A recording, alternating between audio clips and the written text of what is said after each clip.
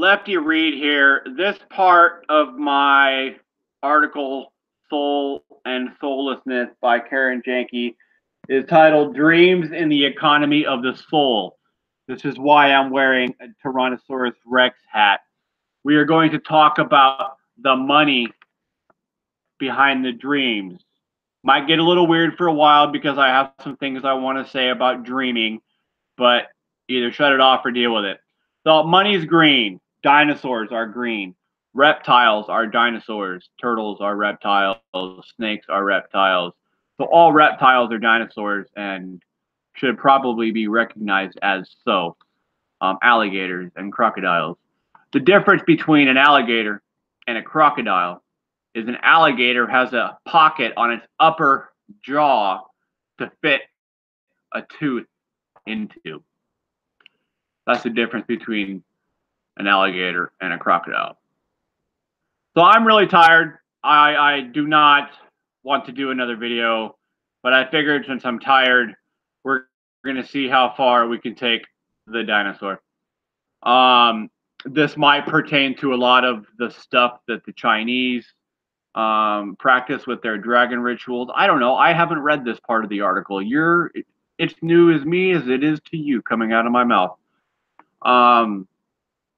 So I am wearing my contacts again. I wasn't going to, but for purposes of looking the best with my Tyrannosaurus Rex head brain, I wanted to wear my contacts. But I want to say something about glasses that has been misunderstood by some people. So, like I've said, when I have my glass called, like there's a slight shadow because everything's fuzzy, so it's a shadowing effect. So if I were to put my glasses on and look sideways from here, from my glasses to my eyeball, there's still a shadowing effect that's there. My eyes have just been able to adjust to the depth of the glass that I have in my glasses because of the way that they form the lenses. So it's like a slim shadow. And we all know somebody that says his name is Slim Shady. So Slim Shady wasn't actually a person. It was an entity of stuff.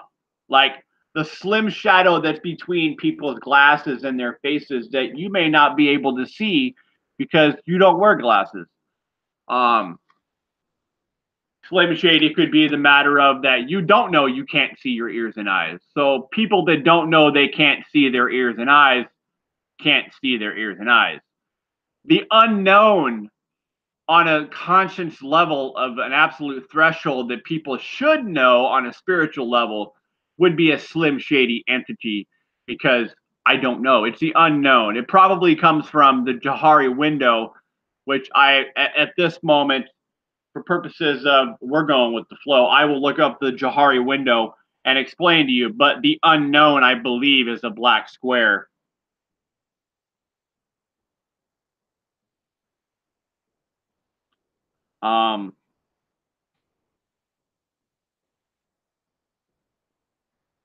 Here's a colored one. It's not. So I don't know if you're going to see this the way I see it, but I'm going to quickly flash this for about 5 seconds, and after I explain, or before I explain, you can pause the video and then catch up later. I'm sorry if it's backwards. My intentions were not to have it backwards. So if you must screenshot it, here, let me turn the brightness down. So you can screenshot that, and then you can flip it on your camera to see it the correct way. But this is the Johari window, and it has a lot to do with dreams, and I will explain why in a little bit. Okay, so you can pause that. It was up there long enough. So the Johari window has 4 different, it's 4 times 4 is 16, 16 different entities of ideas that have to do with consciousness in one form or another or level. So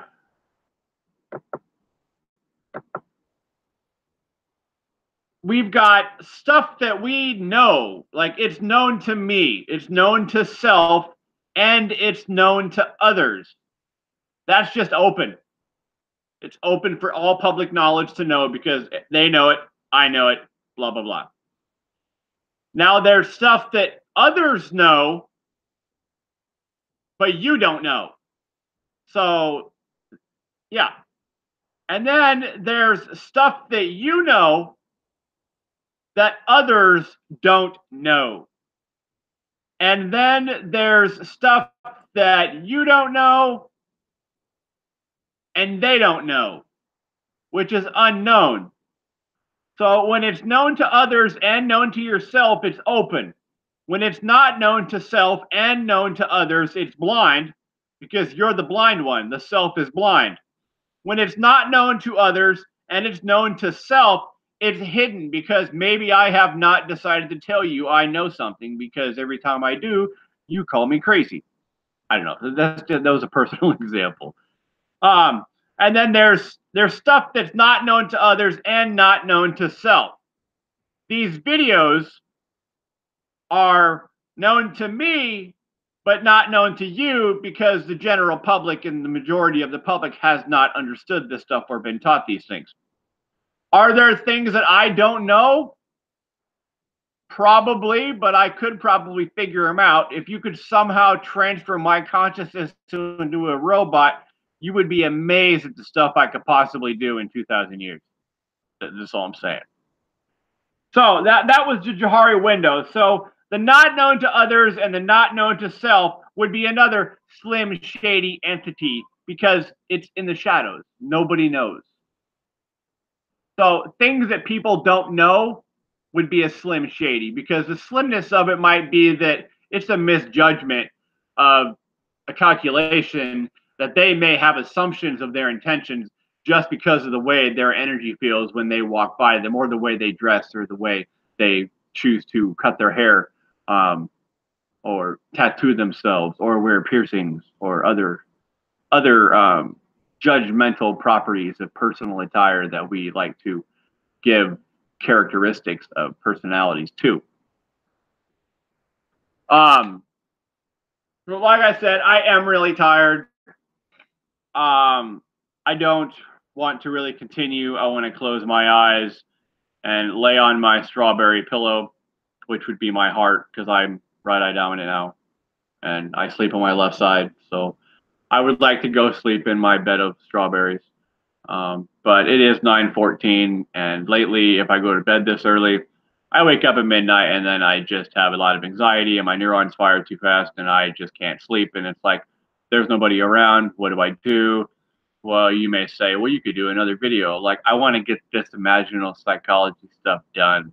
I'm working on other things that are more important to me because I've spent my life literally being called crazy to try to get out what imaginal psychology is and how to bridge it without even knowing what I was doing till recently. Since age 14 is when I started saying weird things. Maybe 18, somewhere around teenage years, I started saying weird things. I was called crazy, but yet I heard weird stuff on the radio all the time. And no one would ever explain to me why they could get away with saying weird things. But when I did it, you locked me up and fed me Thorazine or Haldol and Ativan.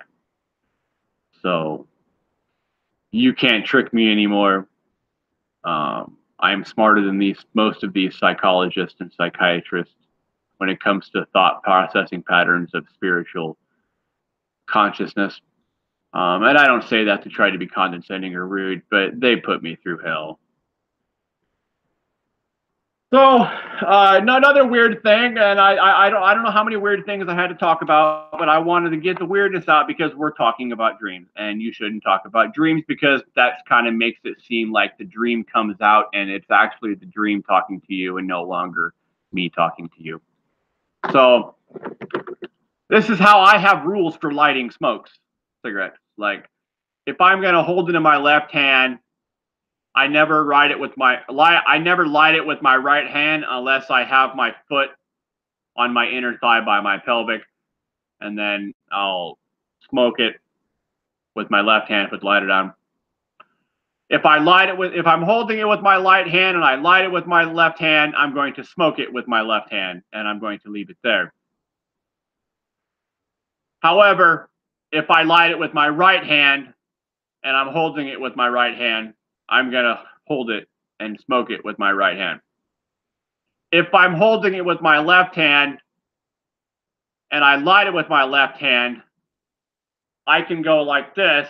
I'll light it, and then I'll go like this, take a drag as I pull it out, and then I'll pull it to my right hand, and I'll take another drag, and then I'll put it back in my left hand, and then I'll continue finishing it in my left hand. I never do any manner at all of lighting it with my left hand or my right hand, putting it in my mouth with my left hand, and then taking a drag with my left hand and taking it from my left hand and taking it over to my right hand and finishing my cigarette in my right hand. I never crossed the bridge once from left to right and then stop. So quite frankly, like I was told by a guy named Dave that was a tattoo artist, never eat your girlfriend's mom's chili. So the more tricky way is one more way that I will light my cigarette is I'll light it and hold it with my left hand. I'll light it with my left hand. I'll pull it with my right hand, and then I'll take my drag as I pull it out, and then I'll put it over to my left hand, and then I'll finish it.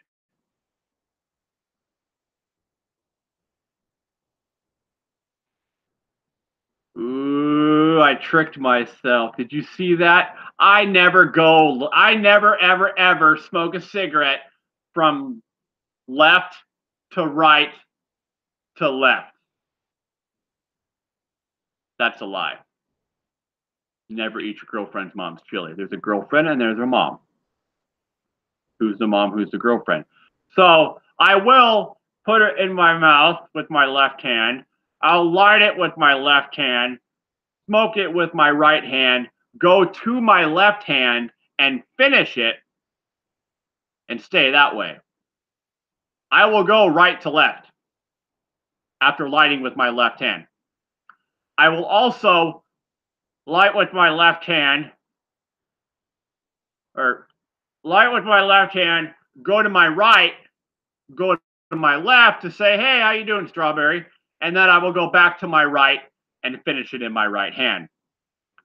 So never eat your girlfriend's mom's chili. I love nothing more than just smoking a cigarette and lighting it with my right hand and just leaving it there until it goes out and just smoking it and smoking it and smoking it. And for purposes of you watching me do this and look like an idiot, I'm going to do it. So I put the cigarette in my mouth with my right hand. And that cigarette ain't moving into any one of my hands because I would love to breathe smoke. And that would be quoting the movie Fight Club. And I don't care if I have to swallow with the cigarette in my mouth. I'm not swallowing the cigarette. Like, I'm not going to even try to burn the cigarette out in a pool of water in my tongue. That's just not going to happen. I just like keeping a cigarette in my mouth as I smoke it because I have this thing where I get mad if my eyeballs get irritated because the smoke's getting at them. So I've tried to figure out that if I put it on the right side of my mouth, I don't know. It tends to do that, but I have a feeling if I was left eye dominant and my cigarette was over here, or even maybe a little slightly like right here, that I would not get burnt over here as much. I think it's a right eye dominant thing where like sometimes we have problems with the cigarette smoke in our eyes, sometimes we don't, or maybe everybody does once in a while. It just depends on how the airflow is moving around you. I don't know. So that was some smoking issues, but we have one more smoking thing to go over. And for purposes of, I don't know where in the heck it is. Oh, probably in my bedroom.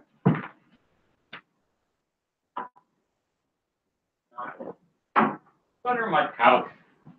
Where else do you keep your weed? Under your couch. I mean, I ain't got any weed. It's a tobacco tray right now. But where do you keep your tobacco tray? Right here. This is my tobacco tray. It's got Jesus at the Last Supper, or no. It's got all of the people in Congress signing the Declaration of Independence. And for some reason, there's a hole in it. I think that could be useful while breaking up marijuana or tobacco. Haven't even thought about why, but they probably put it in there because they hung it on the wall that way, which was dumb.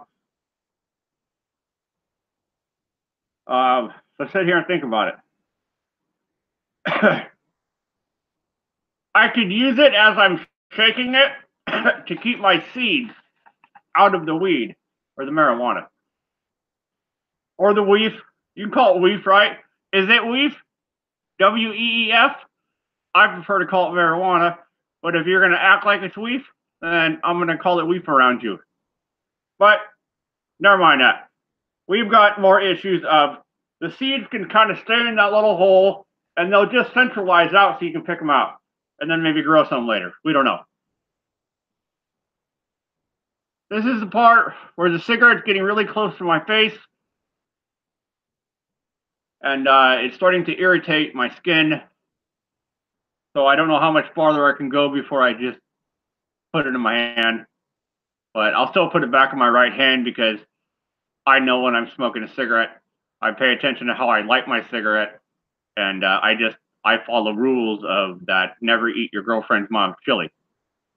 Because you got your girlfriend, which was taking it from your left hand and just putting it in your right until you're done. That's your girlfriend. Then you've got your mom's chili, which is, well, you got two girlfriends and one mom.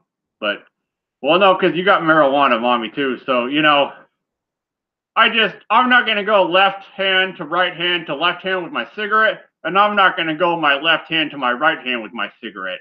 Like, that could be your girlfriend's mom's chili. The girlfriend's the left to your right hand. The mom is your left hand to your right hand to your left hand. I can't understand why these rules are that way. I didn't invent smoke. I'm not God. I'm just relaying messages of what my subconsciousness was telling me when I smoked a cigarette. I don't know. Bothered me for a long time. And then you've got these people that spit all the time. Like, if you have to swallow your freaking spit, man. I do not like hanging out with people that spit all the time when they smoke. Like, swallow your saliva. And remember, we're talking about dreams right here, so it's getting weird. I don't know how many weird dreams you've had, but weird dreams are weird dreams, man. I've had lots of more weird dreams than you can imagine. I've had dreams of my head getting severed and I laid there with my spinal cord detached looking around. I've had dreams of my head being blown up and then it grew back. I've had dreams of being burnt and blown up alive.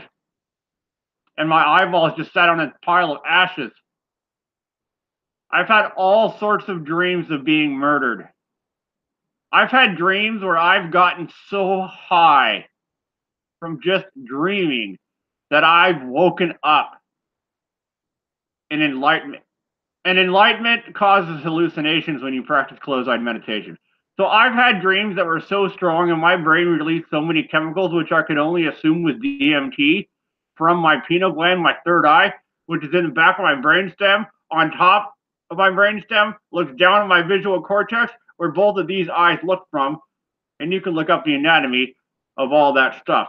But the third eyeball is on top of your brainstem, and it's the eyeball you look through when you're asleep, and it's the eyeball you open up when you practice closed-eyed meditation.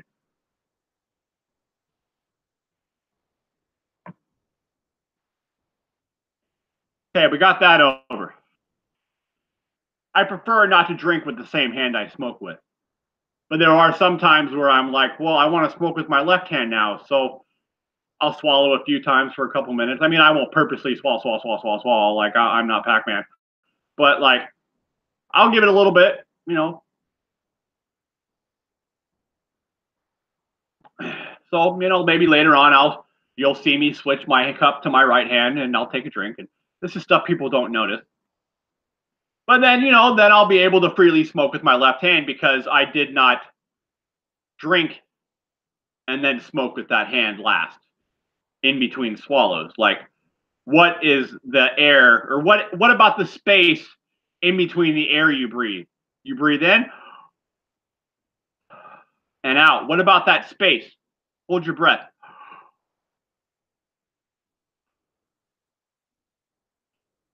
What about the space in between your exhales and your inhales? And what about the space in between you swallowing? Them are important details that people should pay attention to be more in touch with their own soul. I don't have to breathe the air down into my lungs. I can pretend that I don't have a mouth and I can bring the air out and in like an ace of spades pattern. Just pretend there's an ace of spades in your nose going out flat like this. I can breathe the ace of spades if I want, but I'd prefer to do it if I was on marijuana so my consciousness didn't trick me into getting lost in some weird forest noise that I may have heard because my consciousness is raised a little bit higher or lower than it should be, depending on the situation. If you're around a bad situation, you're not going to have a good high. If you're around a good situation, you're going to have a good high. But do you have the ability to be around a bad situation and not let it affect your high? That's where the ace of spades comes into play, because you're just like, man, I can't believe those people are doing those things. They're crazy. Like, you need the ace of spades. I don't care who you are. So we've got a tobacco pipe here, and I'll prove it. We got sun-grown natural tobacco. So I'm not going to load it or nothing because I don't want to smoke any more tobacco. But I'm going to use this for demonstrations of marijuana. Smoking rules with hands. Like, if I'm going to hold it in my left hand, being right eye dominant and possibly any eye dominance, and then light it with my right hand and smoke, I'm pretty much smoking a strawberry because my heart's like a strawberry. It's going to get sweet. It's going to get bright. And unless you're breathing the ace of spades pattern, your mind's going to melt a little bit, because marijuana is a hallucinogen, period. It's a slight hallucinogen. It's not nothing near. It's a body hallucination. It helps your soul recollect matter that has maybe gotten lost in information from negative things that have happened around you in the past since the last time you smoked. That's kind of what marijuana does. So if I really want to trip out, and I know that this is going to be, it's like, this is the worst thing that happened to me. When my girlfriend broke up with me today, I can still do split. So this is what I'm going to do. I am going to take the pipe with my left hand. I'm going to light it with my right hand. Or no, it's been a while since I've done this. It's been years. So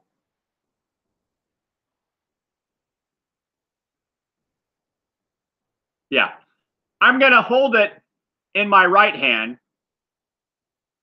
and we'll get to the meeting the mushroom guy or the bear. We'll meet the bear later. We're going to talk about normal smoking activity with marijuana. Hold it in your right hand, light it with your left hand, and just put the shit down separately in each hand. Like, that's simple. Like, it doesn't do nothing.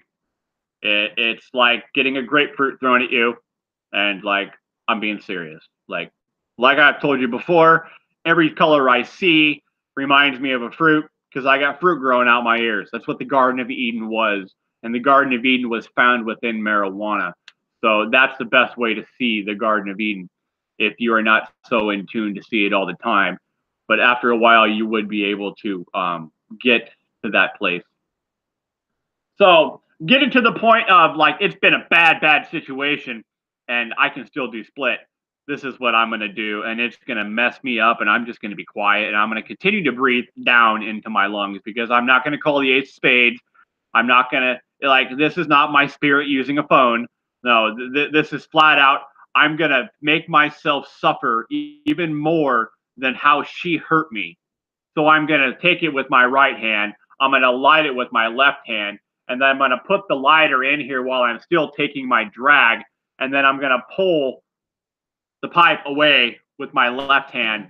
And I'm going to set both my lighter and my pipe down with my left hand, or I'll just hold it there in my lap until I decide to set it down. And then get ready for a trip because it's going to be really hard. You're going to have a hard time breathing, but you know you did that on purpose.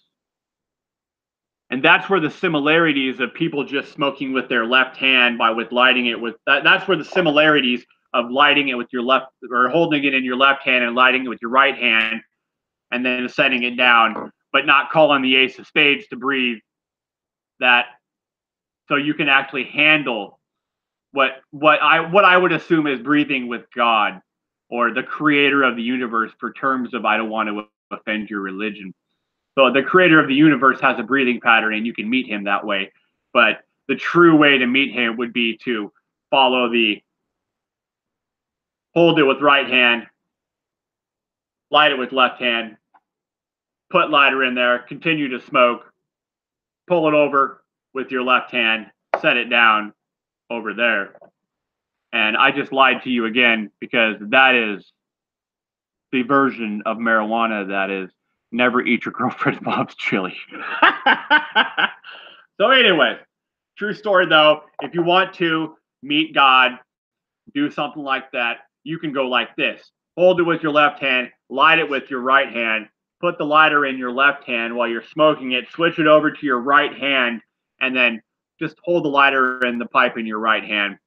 But don't call the ace of spades when you do that, because that would be blasphemy if you did that. So those are the rules of never eat your girlfriend's mom's chili. I could care less about any other smoking rules because there was only two things on this planet I would prefer to smoke, and that would be marijuana and cigarettes. I don't know why people are doing other drugs. It seems important that if we somehow centralized America's seat of our soul, we could live with just antibiotics, marijuana, and alcohol, and eating healthy food, and we could get rid of a lot of the drugs that we get addicted to and have problems from. So remember, never eat your girlfriend's mom's chili. If you don't understand, play around with it. You'll know when you eat your girlfriend's mom's chili. We all know what chili tastes like. So if you do something wrong with your hands when smoking, you'll know if you ate your girlfriend's mom's chili. You're not going to like it. And I hope you understood how you went that way so you couldn't do it again. Because I do believe I went over these rules 100% factual, although a couple times I tricked myself and then later changed my mind and told you the true meaning of what's okay and what's not okay. It's not fair to people that just always stay in one corner and, oh, we're just going to smoke with I can't handle marijuana, so I'm just going to smoke my cigarette in my right hand and light it with my right hand the rest of my life. Like, it's hard to hold the candle in the cold November rain, according to Guns N' Roses. That's not fun. Like, there's different things we can do with our hands. Cigarettes taste differently when they're in our left hands. They taste like strawberries. When cigarettes are in our right hands, they taste like rainbows or something. I don't know, anything yellow, bears, rainbows, Pac-Man, whatever. So I think that was the weirdness of what I wanted to get out of the dreams. And now we're going to get into what Karen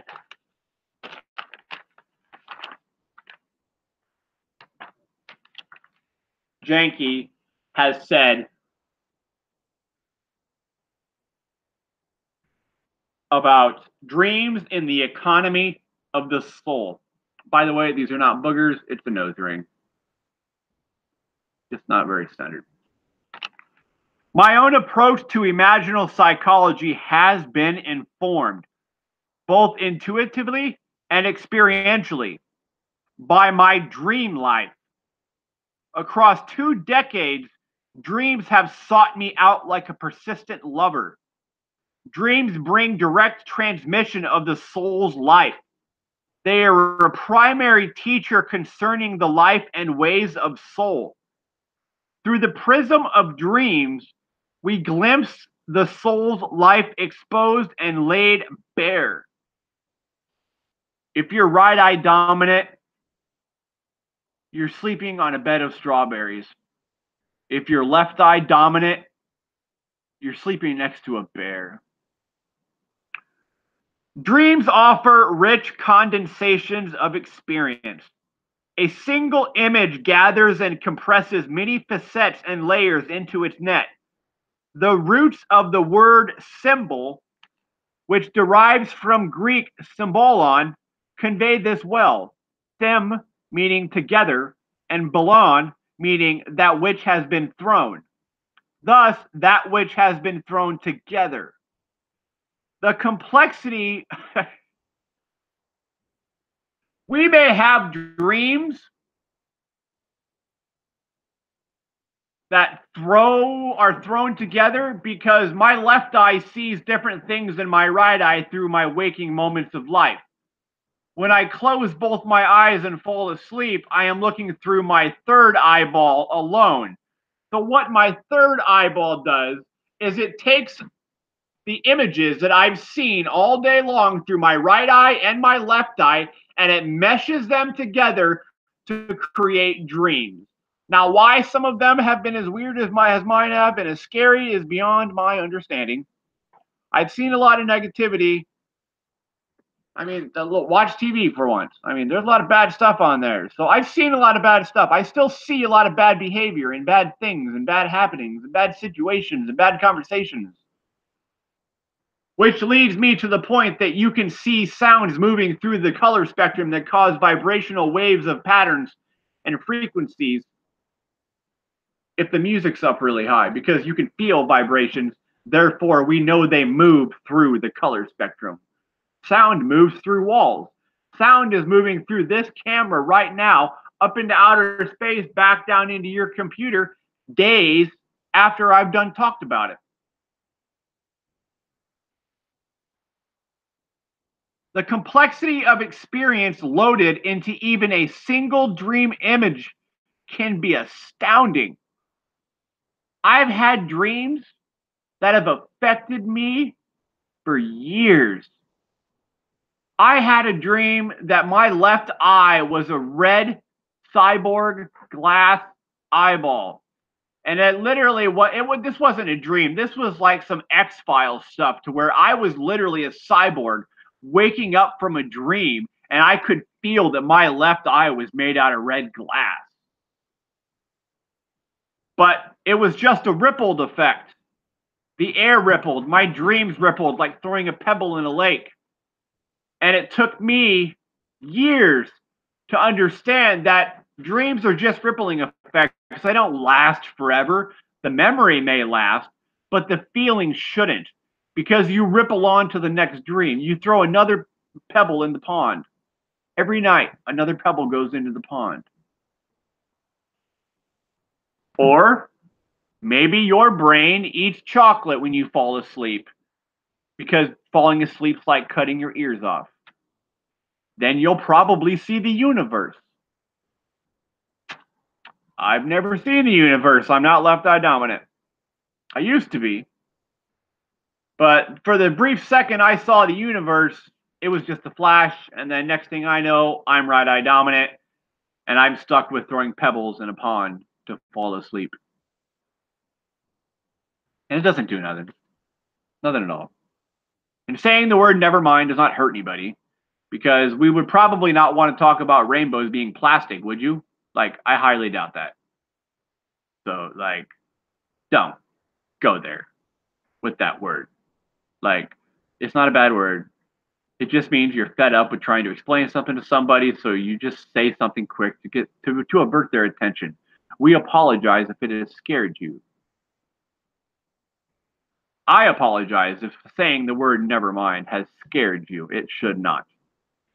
Because a single dream typically compiles a series of images, dreams convey especially intense and dense distillations of experience. Indeed, waking experiences may not match the intensity of experience found within dreams. By actively engaging with the concentrated packets of image and energy compressed within dreams, our capacity for depth, intensity, and diversity of experience expands. The soul's life grows. Additionally, dreams provide maps of the soul's unfolding, serving as daily personal guides sent to further the unfolding of the soul. Well, I'd like to tell you that's false. Why? This cell phone represents my dream. This cell phone is like an unfinished eyeball. So is your computer and your TV and your tablet and any other digital device that you may have.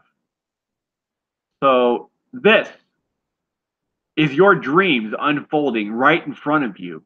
You are asleep.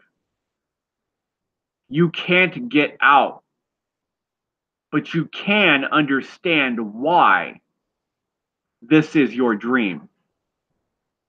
And it's not getting any easier without understanding how to explain things to everybody so we can have rituals within the seat of America's soul that doesn't currently exist.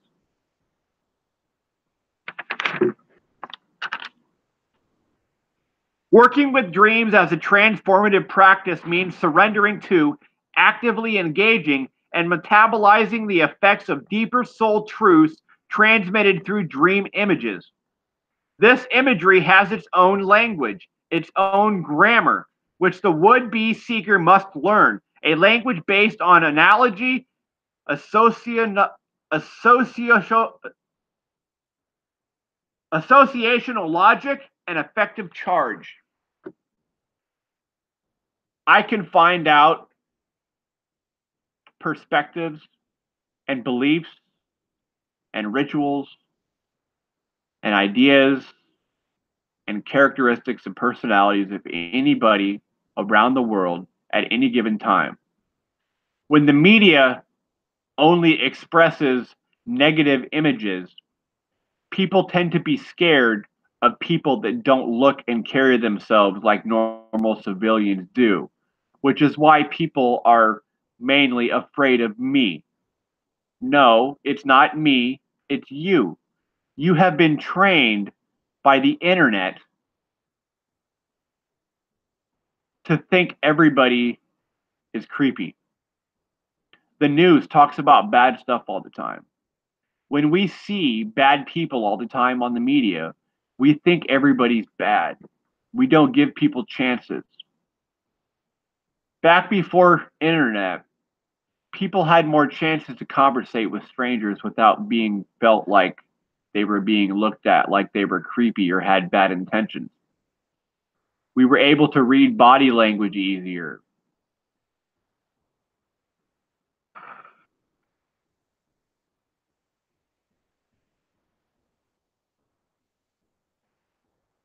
Einstein feared the day that human intelligence would surpass technology.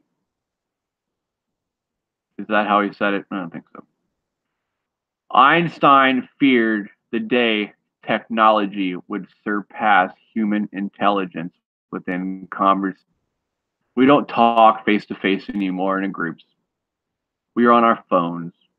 Our phones are like our own little dream ball that we can hide in to feel safe from.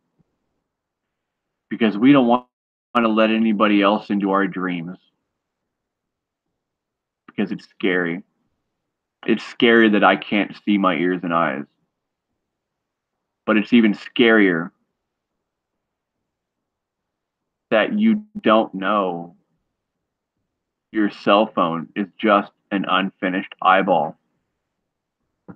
That's the way it is. I didn't make it that way. It's just evolution of how we've been created.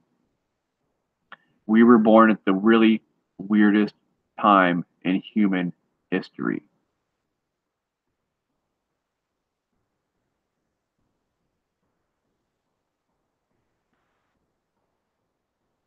We can observe a personifying tendency in the operation of dreams, where all manner of subjective states and physiological dynamics are conveyed through the personal dimension, that is, through the persons appearing in our dreams. These people on the cell phones and internet that we see, they're just a dream. We're never going to meet them. We may talk to them, video chat. You're never going to feel them. You're never going to hug them and shake their hand. Nothing. Simple digital communication through what the environment has provided us.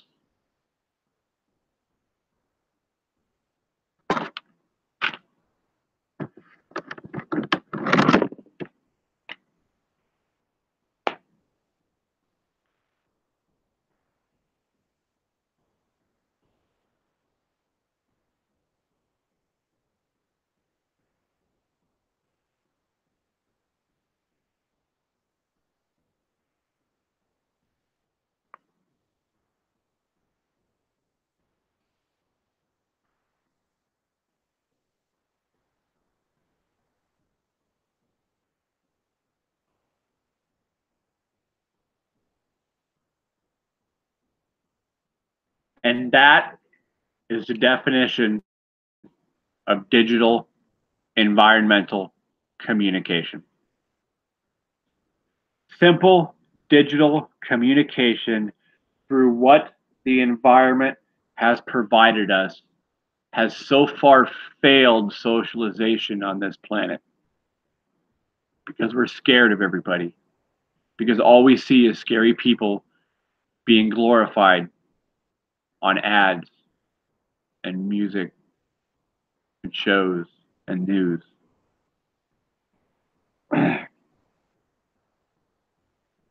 Hillman refers to the personifying tendency of the soul as a mode of thought which takes an inside event and puts it outside.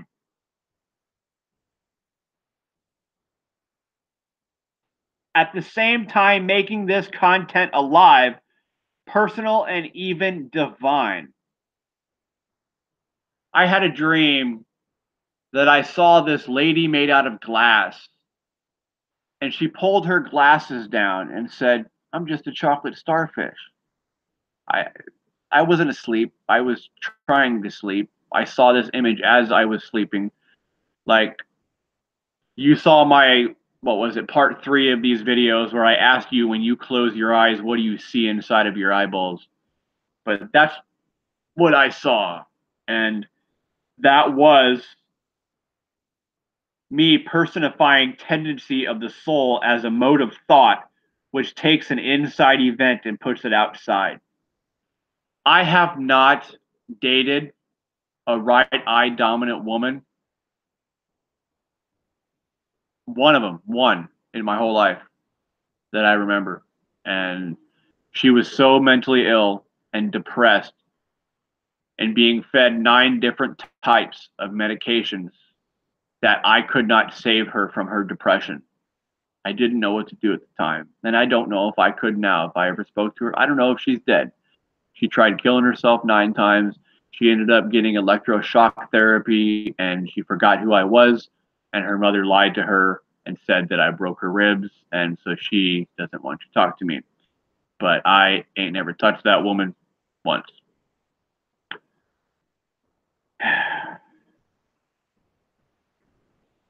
So I don't know if I ever will date a right eye dominant woman.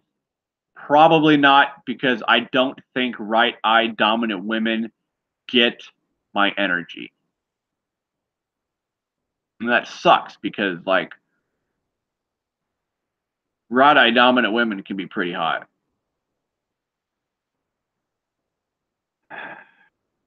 At the same time, making this content alive, personal, and even divine as a way of experiencing the world as a psychological field where persons are given with events, so that events are experiences that touch us, move us, appeal to us.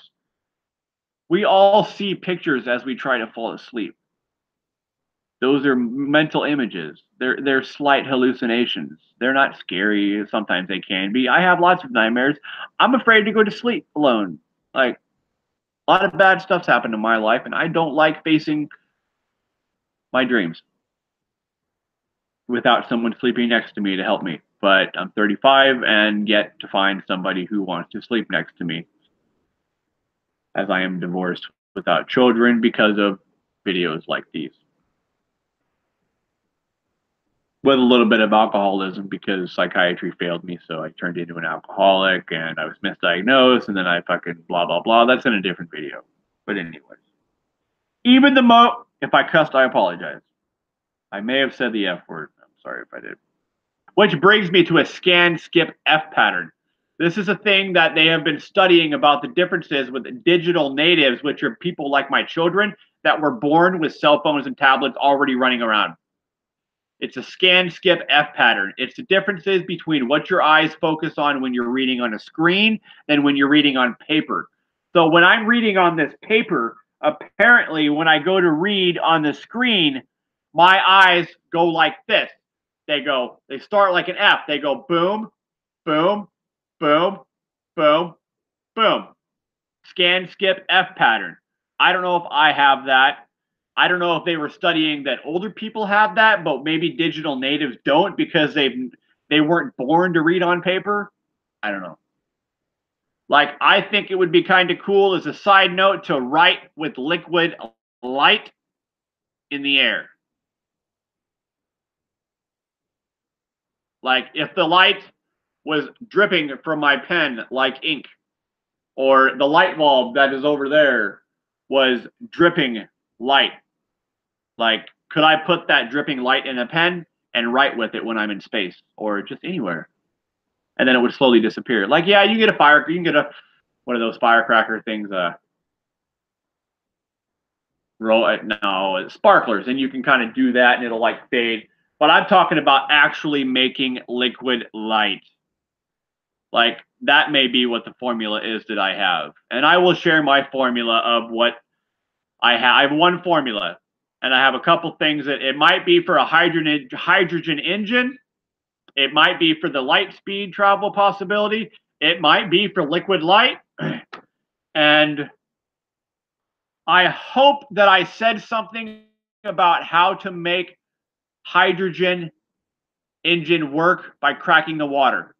I remember saying something about it on a video, or at least I said it, but I don't know if it was on a video.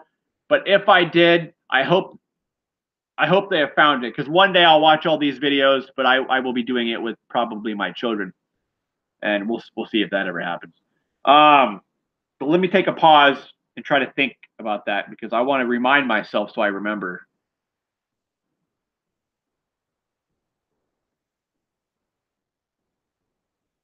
I can't. I hope I recorded it. I can't. Like, I know that each setting of light speed, or each shade of the setting of light speed, is quasingular to the answer times the quotient times itself. I know that. And there was another one I thought of earlier. I was trying to sleep, and I don't know what this one means. I really hope I didn't. I hope the hydrogen bomb thing, or the hydrogen engine, which runs on water, but they can't crack the water. I had an idea on how to crack the water. It was weird, but I think it might work. And I'm so mad at myself and ashamed that I forgot and I didn't remember it. But here was something else that I wrote down as I was trying to sleep, and I thought of it. The distance between the wavelength on each side of the gap cannot be greater than the original length of each wavelength past the bridging point.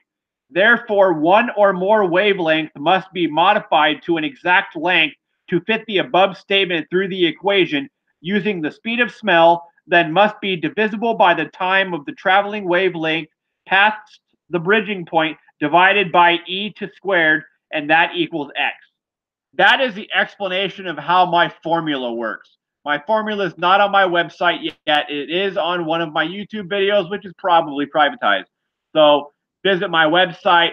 I will try to get my website formula put on there, and I'll put it under this video when I get this video done, which I think this is a pretty short chapter, so it'll get done tonight. But that was the explanation of it. And if you want to take notes, it was, I don't know what time it is. There's no time limit on here to tell me what time I'm at. So let's just hope I can hurry up and not find any more things I need to explain.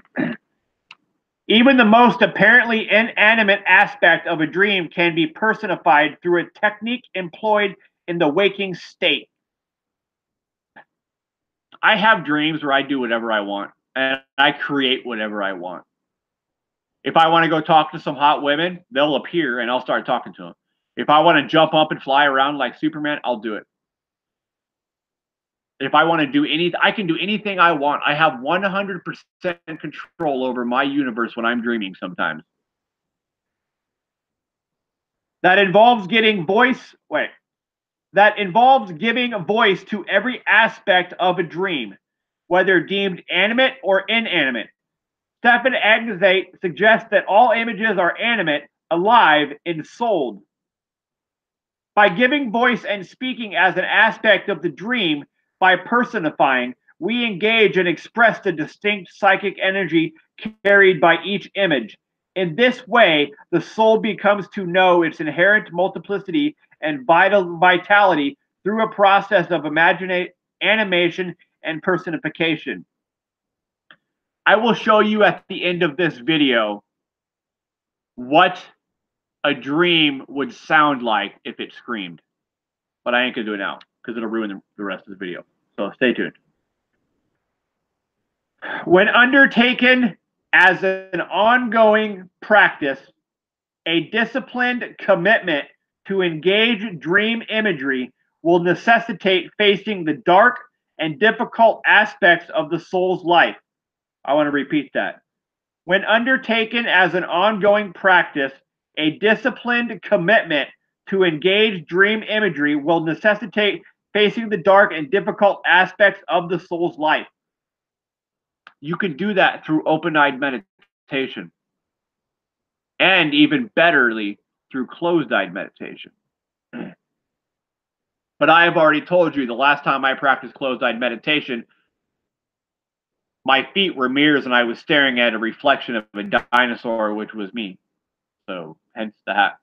So I only practice open-eyed meditation now because I've got the inside all figured out.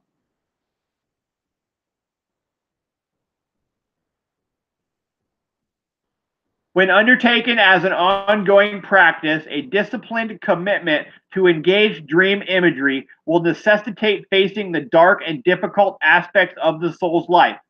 I recall a dream in which my mother beheaded my father, and I arrived at the scene in their bedroom, initially wanting to place his head back on his body before realizing that this was a finished act that could not be reversed.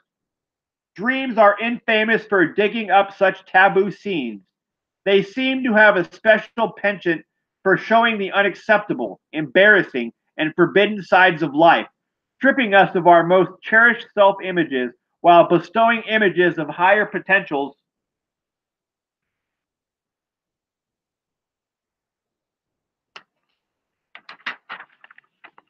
that exceed grandiose self-imagings.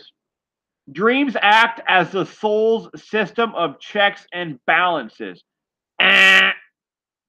Dreams supply electricity to our spinal cord so our neurons can fire properly throughout the day to make us have proper conscious levels.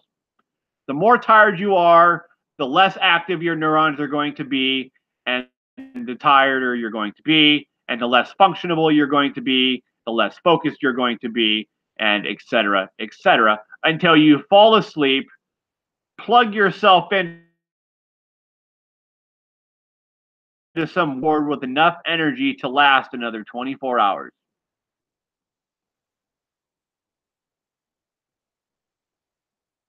So, dreams act as the soul system of checks and balances, providing a constant check on our waking self-perceptions, our cell phones and the internet. We constantly check on our waking self-perceptions through the internet. We go places as far as Japan. We go to Australia. just to check our perceptions, even though the perceptions we're checking don't relate to the environment we live in. I live in Nebraska. My perceptions on life in Nebraska should not match those in China. Sorry, I've never been there. I don't live there. Not my life. But we sure get confused about who acts like Chinese people and who doesn't. When we wish to see only the positive in a situation, they reveal hidden, more sinister sides lurking in the shadowy edges. I'm almost done, but I'm going to find a quote.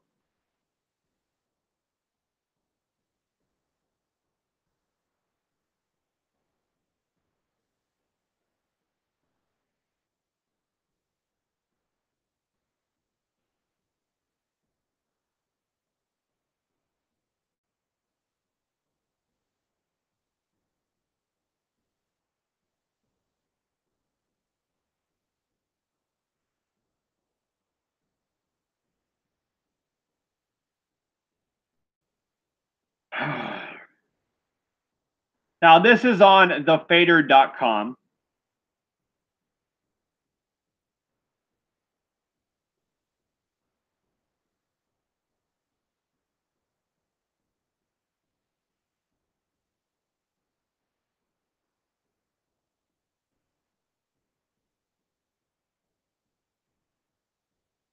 And I'm going to back up so this pertains to what I was reading. Dreams act as the soul system of checks and balances. We went over the fact that the checks and balances are an emotional level, but the physical level is supplying electricity to our brainstem, or not our brainstem, our spinal cord, because our spinal cord is nothing but an electrical plug. And the neurons give energy to our muscles to get us to move around.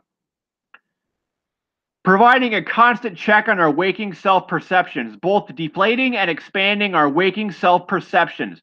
When we wish to see only the positive in a situation, they reveal hidden, more sinister sides lurking at the shadowy edges. When we are fixated on the negatives in a situation, they reveal invisible possibilities. Perhaps most importantly, dreams, like fate, defy our ability to control. They rise up within us in their most unpredictable manner, using the tactics of surprise, shock, and intensity of effect to gain our attention. Combining desperate, bizarre, and taboo imagery is a favorite tactic of the dream. In all this activity, they break through the narrowing clutches of identity, insisting on surrender to a much greater force, the natural, untamed, pure life force. You can also dream when doing hallucinogens, but you'll be awake. You'll be consciously dreaming, doing hallucinogens. You can also consciously dream while practicing closed-eyed meditation, but I had already told you about the last time that I was practicing closed-eyed meditation. I saw that my feet were mirrors, and I was staring at a dinosaur, which was my reflection. So I would probably bet that you feel like I don't need to go in there. I'll just get meditate. The life force, as channeled through compelling images, heightened affective charge, and the release of psychic energy, is the raw dynamism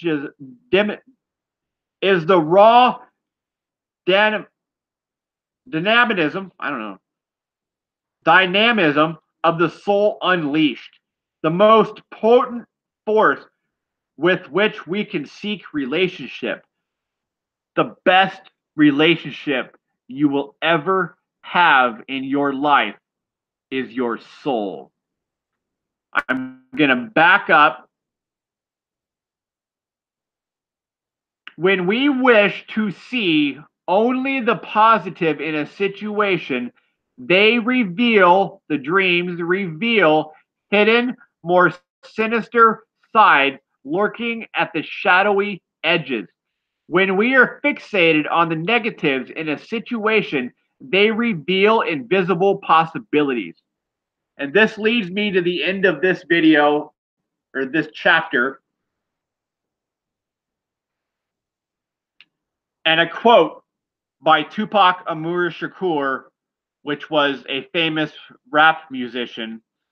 Side note, rap is just rhythmic poetry. Rap music says a bunch of stuff that rhymes. It doesn't really make sense. It does to me.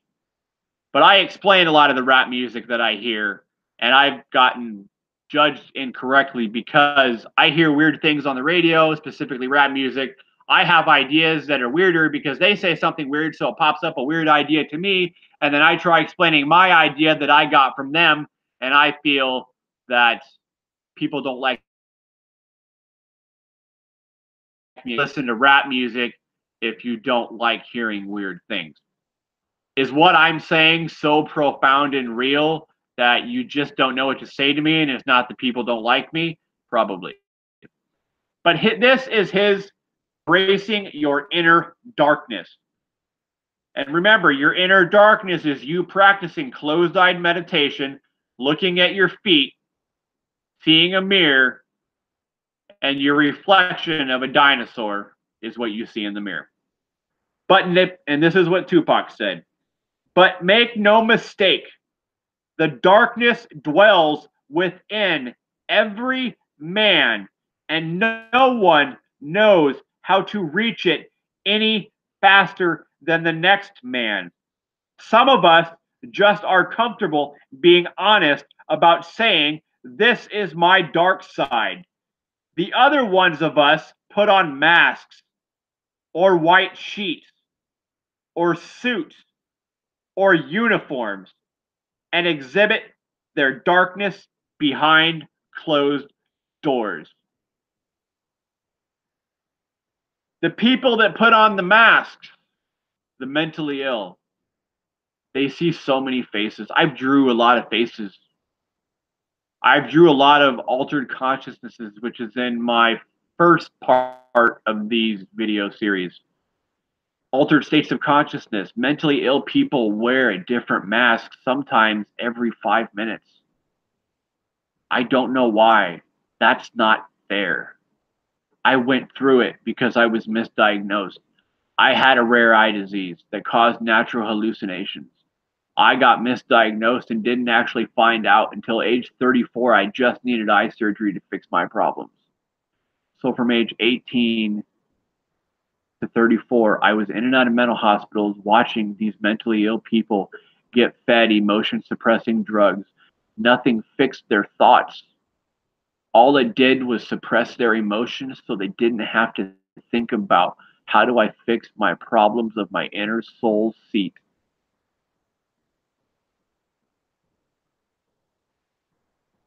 God bless them.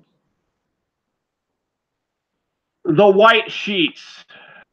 People that wear white sheets would be the people that have never practiced closed-eyed meditation, but they ritually practice open-eyed meditation by putting one of their feet on their inner thigh by their pelvic. And that's cool. Like, open-eyed meditation is cool. I do that now that I have finished my 18-year journey of closed-eyed meditation. Now I can feel 100% comfortable with my darkness of the dinosaur standing on the mirror. Now I can practice open-eyed meditation for the other half of my life and not have to worry about my darkness, because I know if I close my eyes and try to meditate, I'm going to see that my feet are mirrors and my reflection is going to be a dinosaur. So that's good for me. And now that I've told you what the darkness is of the closed-eyed meditation, and if you practice open-eyed meditation or live with the white sheets, you can move on and you don't have to worry about what's behind you anymore. The people that wear suits, well, they have, and I'm not talking crap about corporations here. I'm really not. Like, these business corporations have policies and employees and tasks and terms and conditions and rules and regulations and just stuff they have to do. And they have to pay other people to do these things. Nobody, I promise you, nobody knows all the policies of their business. No employee knows all the policies of their business. There's depending on the business. If it's a smaller one, maybe. But corporations that own like 20% of corporations in America that own like 10 or 12 different major chains of stores, they don't know any of them. We don't even know why they made them if nobody knows them. They just sit there in a file, probably in paper form, because why put it on the internet? You know, no one cares. I'm not going to type this out. Who knows? So, but they have so much stuff to do that they're blinded by money. They're blinded by money. Some of them aren't. Some of them aren't. But the majority of them stay away from marijuana. They stay away from beer. And they enjoy their family life with their wife and their kids. And they never get divorced. Which, good job, man. Like, you didn't come to the dark side of your dreams. But you still held on to your family. And people may have called you a crook because you didn't help out more or you didn't respond fast enough. But you know what? At least when you go to sleep, you know, I have a complete family. My wife's here. My kids are here, or they're grown up and they're doing good. We have done good on an emotional level within keeping my family complete. Thanks to the money, thanks to the people that are poor, you have these things. We're the ones buying your products. I don't think you know how to show gratification. By now, there's so much money and terms involved in keeping businesses afloat that you probably have no idea how much money you could afford to give away. And you could probably guess, but you could probably mess up and go bankrupt. And that would worry me. Like, totally worry me. So those are the people that wear suits. Some of them have entered into other realms of these areas, but the majority of them they're happy with just a wife and kids and money to go entertain themselves, which is great. Like, I'm proud of you, dude. But I can't entertain myself. I don't have a family. I'm not happy. I'm comfortable, but I'm not happy. The majority of Americans are probably not happy, and it's probably because of lack of entertainment and relationship, which is why I want the entertainment token economy to work. You can look that up on my website later. And then you've got the people in uniforms. These are the people that cause criminal activity, that use their toughness to get what they want. Let's face it, men are the ones on this planet causing wars, not the women. Women do not cause wars. I'm sorry. Maybe at home with your husband, but not with countries. It just doesn't happen. We can't continue, America, changing policies within the government every 4 to 8 years because we didn't like the way it was going. So let's say I run for president next year, president for 8 years, and I do a bunch of good stuff that most people agree with. When I'm out of office, somebody comes in and changes everything I did. There's never enough time to stabilize, which is why America needs a king or queen. I'm not suggesting communism. I'm suggesting we make a democratic king or queen somehow. If we have one person ruling the policies and stipulations of how this country runs, we will not have to go back and forth like a rubber band within politics. These people in the uniforms, I don't know if they're just as confused as the people that are wearing suits, or if they are actually that corrupt and just looking out to fill their pockets by bribery to stay in office. I don't know. I've read in my government book that they take bribes to get votes. Anybody can find that information in their American government textbook. It's not hidden information. But how can we possibly start here to get to here? But halfway to it, we change it all up to end up back here to start a new plan to go over there. The star patterned politics doesn't work.